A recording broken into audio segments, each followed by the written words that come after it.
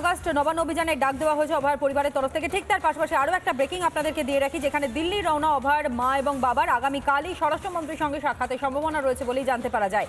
আগামীকাল স্বরাষ্ট্রমন্ত্রী অর্থাৎ কেন্দ্রীয় স্বরাষ্ট্রমন্ত্রী অমিত শাহের সঙ্গে সাক্ষাতের সম্ভাবনা রয়েছে অভয়ের মা এবং বাবার, যে কারণের জন্য দিল্লি রওনা। যে খবর এই মুহূর্তে আপনাদের সামনে আমরা তুলে ধরছি, দিল্লি রওনা দিলেন অভয়ের মা এবং বাবা। প্রথম সেই ছবি এই মুহূর্তে আপনাদের সামনে তুলে ধরছি। দিল্লির উদ্দেশ্যে তারা রওনা দিয়েছেন আগামীকাল বৃহস্পতিবারই স্বরাষ্ট্রমন্ত্রী অমিত শাহের সঙ্গে সাক্ষাতের সম্ভাবনা রয়েছে। 9 আগস্ট নবান্ন অভিযানের ডাক দেওয়া হয়েছে অভয়ের পরিবারের তরফ থেকে, এবং তার ঠিক আগেই দিল্লির উদ্দেশ্যে রওনা দিলেন অভয়ের মা এবং বাবা। আগামীকালই অর্থাৎ বৃহস্পতিবার স্বরাষ্ট্রমন্ত্রী অমিত শাহের সঙ্গে সাক্ষাতের সম্ভাবনা রয়েছে বলেই খবর পাওয়া যাচ্ছে, যে কারণের জন্য আজ দিল্লির উদ্দেশ্যে রওনা দিয়েছেন অভয়ের মা এবং বাবা। একই সঙ্গে আরও একটি খবর যেমনটা এসে পৌঁছেছে, সিবিআই আধিকারিকদের সঙ্গেও সাক্ষাৎ করতে পারেন তারা। সিবিআই আধিকারিকদের সঙ্গেও সাক্ষাৎ করতে পারেন অভয়ের বাবা এবং মা। গত বছর 9 আগস্ট যে নারকীয় হত্যালীলা চালানো হয়েছে, সেই ঘটনায় কার্যত রাজ্যের স্বাস্থ্য ব্যবস্থা, রাজ্যের প্রশাসনিক যে ক্ষমতা যাদের হাতে রয়েছে, তারা কতটা কর্তব্যে অবিচল ছিলেন, এবং একই সঙ্গে ব্যঙ্গার্থ করতে যদি বলা হয় তারা কতটা সঠিকভাবে তদন্তে সহযোগিতা করেছেন, সেই প্রশ্ন বারংবার ঘুরপাক খেয়েছে। আর এরই মধ্যে একটা বছর পেরিয়েও গিয়েছে। অভয়ের বাবা তিনি এই মুহূর্তে আমাদের সঙ্গে টেলিফোন লাইনে রয়েছেন।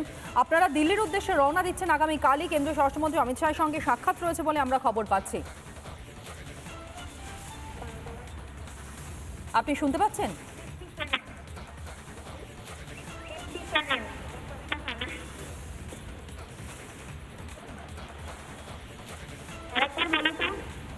হ্যাঁ, আপনি শুনতে পাচ্ছেন কি? হ্যাঁ, পাচ্ছি। আগামীকালই কেন্দ্রীয় স্বরাষ্ট্রমন্ত্রীর সঙ্গে আপনাদের সাক্ষাৎ হবে এমনটাই খবর সামনে উঠে আসছে। মূলত কোন বিষয়টা নিয়ে আপনাদের আলোচনা হতে পারে, বা সময় কখন আপনারা পেয়েছেন সে বিষয়ে একটু জানবার ছিল। সেটা এখনো ফাইনাল হয়নি, আমরা সময় এখনো পাইনি। আজকে হয়তো পেয়ে যাবো, এবং সে আলোচনা মেইন হবে যে আমার মেয়ের ন্যায় বিচার নিয়ে উনি কি সহযোগিতা করবেন সেই ব্যাপারেই কথা হবে। ওনার সহযোগিতা চাইবো, আর কিছু না। বেশ, কিন্তু একই সঙ্গে আরও একটা বিষয় আপনার থেকে জানার রয়েছে। আপনারা নবান্ন অভিযানে ডাক দিয়েছিলেন, এরই মধ্যে শুভেন্দু অধিকারী তিনি পোস্ট করেছেন যে 17 জনেরও বেশি পুলিশ আধিকারিক তারা মিটিং করেছেন, এমনকি পুরো নবান্ন যাওয়ার রাস্তাগুলো পর্যন্ত বন্ধ করে দেওয়া হয়েছে। এই বিষয়ে আপনার প্রতিক্রিয়া নেব।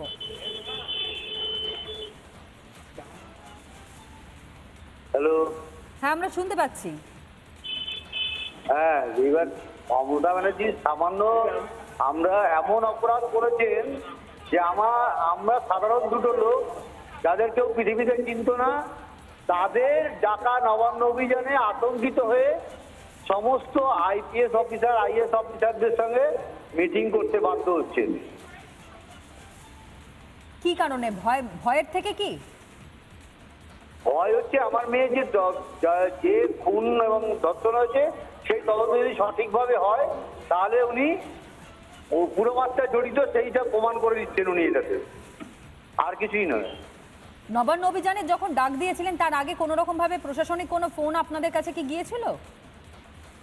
তারপরে আসেনি, তবে এখন যে ব্যানার লাগানো হচ্ছে সেই ব্যানার লাগানোর ব্যাপারে এয়ার রিসিভ থানা আমাকে ফোন করেছিল।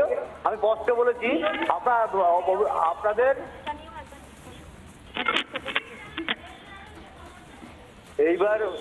এইবার তখন উনি যে আপনারা পোস্টার ব্যানার লাগাচ্ছেন কেন নবান্ন অভিযানে, আমি জিজ্ঞাসা দাদা আপনার কি হয়েছে?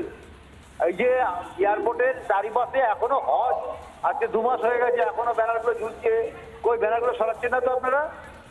আমরা পোস্টার লাগাচ্ছি 9 তারিখে, 9 তারিখের পরে দেখবেন কোনো পোস্টার থাকবে না। স্পষ্ট কথা বলে দিই, পুলিশ সম্পূর্ণভাবে তৃণমূলের হয়ে কাজ করে, তারপর আমরা প্রমাণ প্রথম দিন থেকেই পাই। এই বিষয়টাই কি কেন্দ্রীয় স্বরাষ্ট্রমন্ত্রীর সঙ্গে আপনারা কথা বলবেন? না, এই নিয়ে আমাদের কোনো ব্যাপার নেই। আমাদের এটা নিয়ে আমাদের কোনো চিন্তা নেই। আমাদের মেইন চিন্তা হচ্ছে আমার মেয়ের বিচার কিভাবে উনি সহযোগিতা করবেন, সেটা নিয়ে ওনার সঙ্গে কথা হবে। বেশ, ধন্যবাদ জানাই। এই মুহূর্তে অভয়ের বাবা তিনি আমাদের সঙ্গে ছিলেন টেলিফোন লাইনে।